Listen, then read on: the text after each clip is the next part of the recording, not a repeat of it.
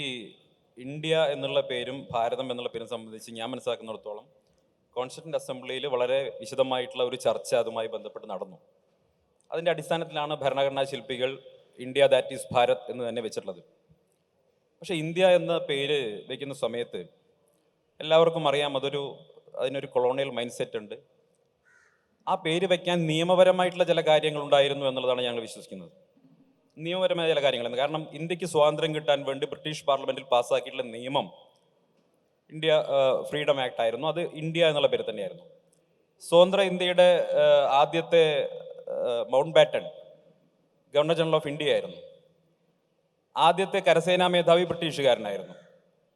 ആദ്യത്തെ നാവികസേനാ മേധാവി ബ്രിട്ടീഷുകാരനായിരുന്നു. ആദ്യത്തെ IB ചീഫ് ബ്രിട്ടീഷുകാരനായിരുന്നു. ഏകദേശം 54-55 വരെയൊക്കെ ഇത് തുടർന്നു. ബ്രിട്ടീഷ് രാജാവിൻ്റെ അദ്ദേഹത്തിൻ്റെ പ്രതിമ ഇന്ത്യ ഗേറ്റിൽ നിന്ന് മാറാൻ പിന്നെയും ദീർഘകാലം എടുത്തു. അങ്ങനെ കാലങ്ങളായിട്ട് എടുത്തിട്ടാണ് ഈ കൊളോണിയൽ മൈൻഡ് സെറ്റ് മാറി മാറി മാറി മാറി വന്നത്. നിരവധി പേരുകൾ മാറി, അതിനിടയ്ക്ക് പല പേരുകൾ മാറി, അങ്ങനെ പേര് മാറി മാറി വന്നു. ഇത് സൂചിപ്പിക്കുന്നത് താങ്കൾ നേരത്തെ പറഞ്ഞത് ഇന്ത്യ എന്നുള്ളത് ഒരു ആശയമാണ് എന്നൊക്കെ പറയുകയാണെങ്കിൽ, ഇന്ത്യ എന്നുള്ളതും ഭാരതം എന്നുള്ളതും രണ്ട് ആശയം തന്നെയാണ്. ആ ആശയത്തിൽ രണ്ട് കാര്യങ്ങളുണ്ട്. ഭാരതം എന്ന് പറയുന്നത് കുറച്ചുകൂടി ആത്മീയമായിട്ടുള്ള, ചരിത്രപരമായിട്ടുള്ള, സാംസ്കാരികമായിട്ടുള്ള ഒരു പേരാണ് ഭാരതം എന്ന് പറയുന്നത്. എത്രയോ കാലമായിട്ടുള്ള, അനാദികാലം മുതൽക്ക് തന്നെയുള്ള ഒരു കൺസെപ്റ്റാണ് ഭാരതം എന്ന് പറയുന്നത്. അത് നമ്മുടെ ഋഗ്വേദത്തിലുണ്ട്, വിഷ്ണു പുരാണത്തിലുണ്ട്, മഹാഭാരതമുണ്ട്, ഗീതയിലുണ്ട്. യഥാ യഥാ ഹി ധർമ്മസ്യ ഗ്ലാനിർഭവതി ഭാരത എന്നാണ് പറയുന്നത്. അപ്പൊ ഭാരതം എന്നുള്ളത് അനാദിയായിട്ടുള്ള ഈ ഭൂമിയെ സൂചിപ്പിക്കുന്ന ഒരു പേരാണ്.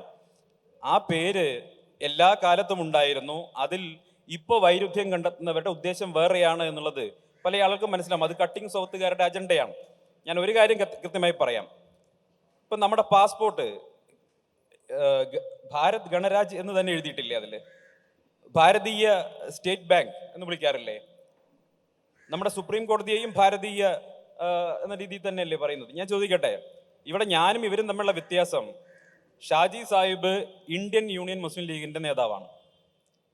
രാഹുൽ മാങ്കൂട്ടത്തിൽ ഇന്ത്യൻ നാഷണൽ കോൺഗ്രസിന്റെ നേതാവാണ്. ഇവിടെ ഇരിക്കുന്നത് ആഗോള കമ്മ്യൂണിസ്റ്റുകാരുടെ ഫ്രാഞ്ചൈസി ആയിട്ടുള്ള കമ്മ്യൂണിസ്റ്റ് പാർട്ടി ഓഫ് ഇന്ത്യ മാർക്സിസ്റ്റിന്റെ ബ്രാക്കറ്റിൽ ഇന്ത്യ എന്നുള്ള പാർട്ടിയുടെ നേതാവ് സനോജ്. ഞാൻ ഭാരതീയ ജനതാ പാർട്ടി, അത് ഇംഗ്ലീഷിലാണെങ്കിലും ഹിന്ദിയിലാണെങ്കിലും മലയാളത്തിലാണെങ്കിലും ഭാരതീയ ജനതാ പാർട്ടിയുടെ നേതാവാണ്. ഇതാണ് ആത്യന്തികമായിട്ടുള്ള വ്യത്യാസം എന്ന് പറയുന്നത്.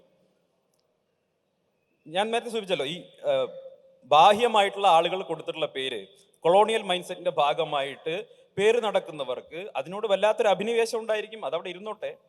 ഞങ്ങൾ അങ്ങനെ ആ അഭിനിവേശത്തിൽ നടക്കുന്ന, ഞങ്ങൾ അപ്പോളജറ്റിക്കേ അല്ല ഇത്തരം കാര്യങ്ങളിൽ, അത് കൃത്യമായി പറയണമല്ലോ.